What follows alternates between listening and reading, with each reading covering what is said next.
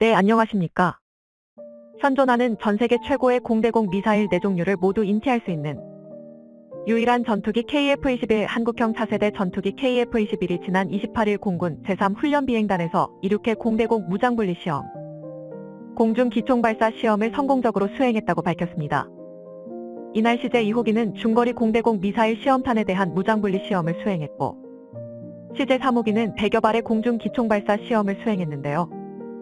무장분리 시험은 항공기와 무장장착물 상호 간 외장분리에 따른 간섭을 확인하는 시험으로 기체 구조, 엔진, 공기역학적 특성 변화 등을 점검해 안전성 여부를 검증하고 무장 운용과 관련된 항공전자 시스템의 정상 작동 확인을 목적으로 진행되었으며, 기총발사 시험은 기총 시스템의 성능과 발사 시 항공기 손상 여부 등을 확인하는 절차를 거쳐 최종 적합 판정을 받았습니다. 지난해 7월 최초 비행 이후 약 150여 회의 비행시험을 수행하면서 KF-21의 초음속 비행 능력과 AESA 레이더를 비롯한 첨단 항공전자 성능을 성공적으로 검증해왔다. 이날 무장비행시험을 성공적으로 착수하게 됨에 따라 미래 대한민국 영공 수호의 주역이 될 KF-21이 완전한 전투기로 한 걸음 더 나아갔다. 그러면서 앞으로 국산 무장들도 개발 계획에 따라 체계 통합해 운용할 계획이라고 말했는데요. 이번에 무장통합 시험을 수행한 미티어 미사일은 전 세계에서 유일한 램제트 추진 시스템입니다. 전투기가 공대공 전투에서 공중 우세를 확보하기 위해서는 원거리 탐지 및 격추가 이루어져야 하는데요. 즉, 멀리서 먼저 보고 멀리서 먼저 쏘는 것이 공중전의 핵심인 것입니다. 그러나 현재까지 개발된 공대공 미사일은 중장거리를 비행할 수 있는 엔진을 탑재할 수 없어 최종 단계에서는 결국 관성 운동 에너지로 비행하게 돼 명중률이 현격하게 떨어진다는 단점이 있는데요. 이에 램제트 엔진을 적용해 사거리와 비행 성능을 대폭 향상시킨 덕티드 로켓 미사일이 개발되었고, 이것이 바로 KF-21에 인티된 MBDA사의 미티어 중거리 공대공 미사일입니다. 미티어는 덕티드 램제트 기술을 적용해 현재 최대 사거리가 50km 정도였던 중거리 미사일의 사거리를 200km로 늘린 최초의 미사일이자 유일한 미사일인데요. 특히 발사 직후 순항 단계에서 엔진 추력을 조절하여 연료 소모를 막을 수 있어 이에 아무리 먼 거리에서 발사하더라도 마하 4.5에 이르는 최대 에너지 상태에서 최종 공격을 할 수 있습니다. 그 덕분에 현존 모든 공대공 미사일 중 가장 넓은 회피불능 구역을 제공함으로써 목표물을 어느 방향에서도 요격할 수 있는 것이죠. 또한 미티어의 진짜 경쟁력은 단지 추진 체계에만 국한되어 있지 않은데요. 자체적으로 능동 X밴드 레이더 적외선 시커가 장착되어 있어 비행 최종 단계의 목표물을 더욱 효과적으로 조준할 수 있는 것이 포인트입니다. 물론 타 공대공 미사일 역시 Fire and Forget, 즉 발사 후 망각 모드를 가지고는 있긴 하지만 문제는 중거리 구간에서의 현저한 성능 차이가 있다는 것입니다. 기존 미사일은 지정된 좌표에 목표물이 사라질 경우 스스로 타겟을 찾지 못하고 무의미한 비행을 하게 되는데요. 이에 전투기 조종사가 미사일의 유도 방향을 실시간으로 업데이트해주는 방식을 사용하곤 하지만, 이러한 방법은 전투기를 노출시킬 수 있는 위험도 동반합니다. 그러나 미티어는 자체적으로 탐색할 수 있으며, 또는 전투기가 아닌 다양한 소스를 통해 계속해서 업데이트 정보를 받아 최종 공격까지 전개할 수 있어 진정한 발사 후 망각 모드 성능을 구현할 수 있는 것이죠. 이로써 한국 KF-21은 명실상부 세계 최고의 무장 능력을 갖춘 전투기로 불려도 손색이 없는데요. 최대 무장량은 약 17,000파운드이며 탑재 무장으로는 또한 해외 수출을 고려하여 미국제 무장 외에도 타우러스, IRIS-T, 미티어 등 유럽제 무장이나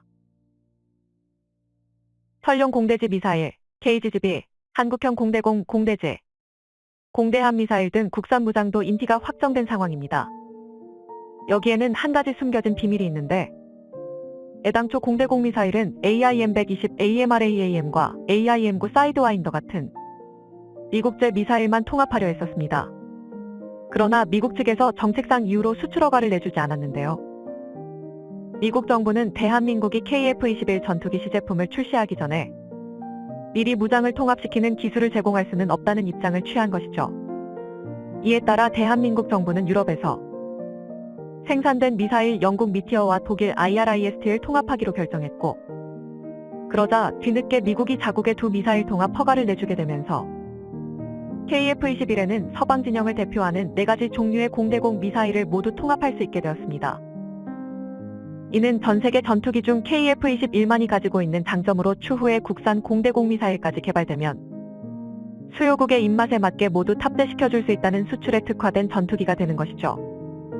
한편 미티어의 통합 기술을 통해서 한국은 한국형 공대공 미사일 개발 관련 상당한 노하우를 얻게 될 것으로 보이는데요. 물론 미티어를 개발한 MBDA사가 제한된 데이터만 공개하겠지만 그 제한된 정보라도 상당한 가치가 있는 것이 사실입니다. 통합 과정을 통해 얻게 되는 한국형 공대공 미사일 개발에 엄청난 자산이 될 것입니다. 국방과학연구소가 발간 중인 국방과학기술 플러스 248호에서는 다음과 같이 설명하였는데요. KF-X에 장착할 중거리 공대공 미사일은 사거리나 형상에 대한 까다로운 요구 조건과 함께 항공기 체계 통합을 위한 기술적 문제도 극복해야 한다. 다행히 KF-X 항공기와 미디어 미사일의 체계 통합이 준비 중이므로 KF-X에서 운용할 중거리 공대공 전력에 대한 전망은 상당히 밝다고 할 수 있다. 국내 개발 측면에서도 KF-X와 미디어 미사일의 체계 통합 성과와 국방과학연구소의 성숙된 기술을 융합하면 선진국보다 앞선 미사일 개발이 가능할 것으로 판단된다. 이처럼 국방과학연구소가 밝힌 것과 같이 실제 미티어 무장시험, 인터, 운용하는 과정을 통해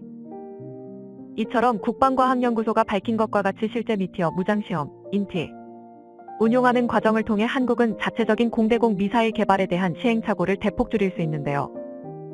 여기에는 숨겨진 또 다른 반전이 있었는데 사실 MBDA사가 알게 모르게 한국군을 속은 측면도 있다는 것입니다.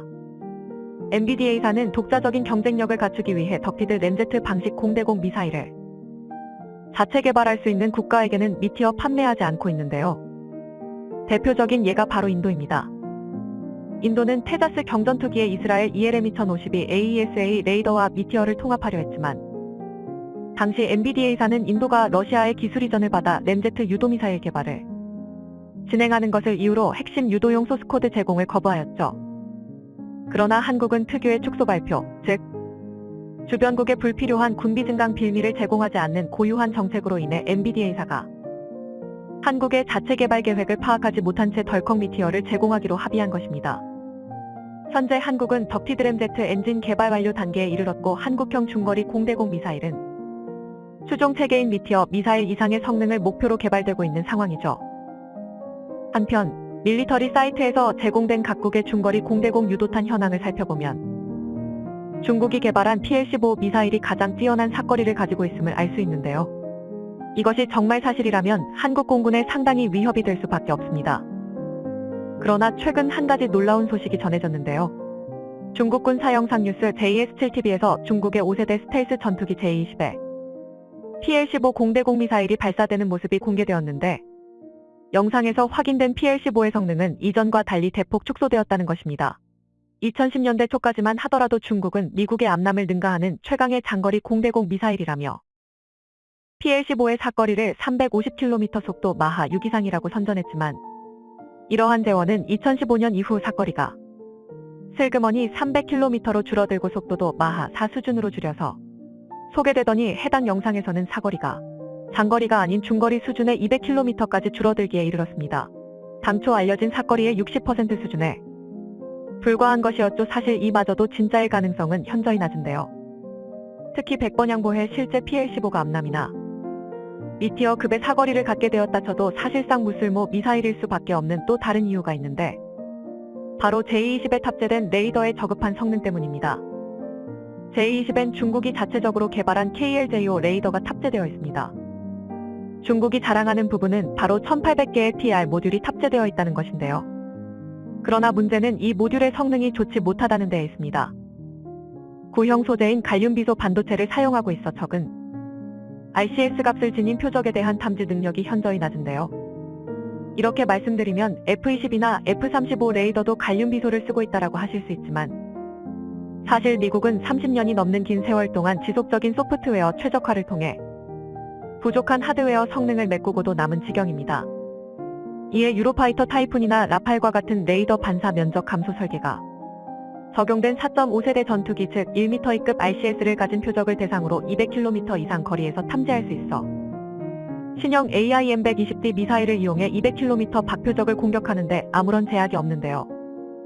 그러나 중국의 KLJO 레이더는 구형 소재인 갈륨 비소를 사용하여 하드웨어 측면에서도 뒤떨어지면서 이를 보완할 소프트웨어 기술도 형편없는 수준을 가진 것으로 파악됩니다. 하나라도 좋아야 하는데 둘 다 그렇지 못하다는 것이죠. 세계 최고의 레이더 기술을 가진 미국조차도 F-35용 레이더 소프트웨어를 현재 수준까지 만드는데 30년 넘는 시간이 걸렸다는 것을 감안하면 후발 주자이자 베끼기만 급급했던 중국이 F-35와 동일한 갈륨 비소 소재를 쓰면서 소프트웨어만으로 동일한 수준의 레이더 성능을 구현한다고 말하는 것은 그냥 주장일 뿐 가짜일 가능성이 농후합니다. 한국 AESA 레이더는 갈륨 비소보다 진보된 소재인 질화갈륨을 사용하여 보다 빠른 처리 속도와 더욱 고출력의 전파 주사가 가능하기 때문에 부족한 소프트웨어일지라도 장거리에서 스텔스기를 탐지할 수 능력을 갖췄습니다. 즉, 중국의 PL-15 공대공 미사일이 아무리 사거리가 길다 한들 그 미사일을 쏘는 전투기의 레이더가 적기를 발견하지 못한다면 미사일은 그저 보관용으로 밖에 사용되지 못할 것인데요. 중국 측이 주장하고 있는 KLJO 레이더의 최대 탐지 거리는 280km이지만 이는 10m의 크기의 표적을 대상으로 했을 경우이고 일반적인 현대 전투기의 RCS인 1에서 3m의 경우에는 J-20의 실제 탐지 가능 범위가 80% 미만으로 크게 줄어들게 됩니다. 이는 현재 4세대급 기체에 달린 레이더 수준보다 못한 것이죠. 실제로 지난 2018년 인도 공군의 4세대 전투기 SU-30이 중국 5세대인 J-20을 추적 탐지하는데 성공한 반면 J-20은 SU-30을 추적하는데 실패하여 화제가 되기도 하였습니다.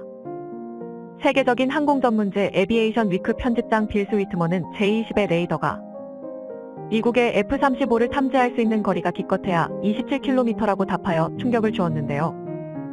F-35는 J-20보다 2배 이상 먼 거리에서 J-20을 탐지하여 공격할 수 있다고 하였는데 빌 스위트먼이 늘상 F-35에 대한 비판적 평가를 해왔기에 J-20의 레이더 성능이 얼마나 형편없는지 대략적으로 유추해 볼 수 있는 부분이었습니다. 중국말로 거짓을 JIA라고 말하는데 J-20은 최소 20개의 구라를 친 JIA-20으로 불리는 게 맞는 것 같습니다.